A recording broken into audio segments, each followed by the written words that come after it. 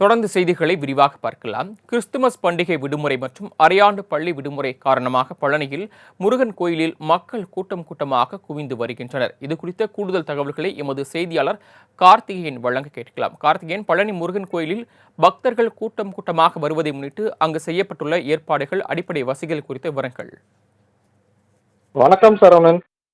அறுபடை வீடுகளின் மூன்றாம் படை வீடான பழனி தண்டாயுதபாணி சுவாமி கோயிலில் சாதாரண நாட்களில் ஆயிரக்கணக்கான பக்தர்களும், விசேஷ காலங்களில் லட்சக்கணக்கான பக்தர்களும் சாமி தரிசனம் செய்து வருவது வழக்கம்.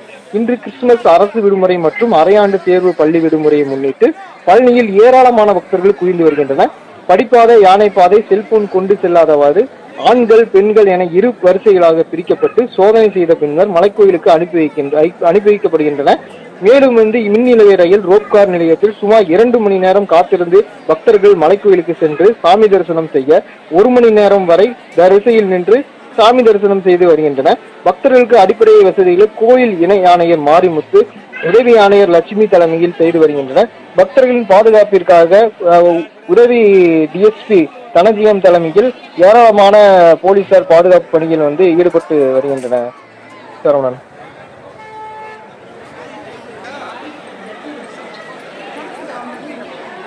தாங்கள் வழங்கிய தகவல்களுக்கு நன்றி கார்த்திகேயன்.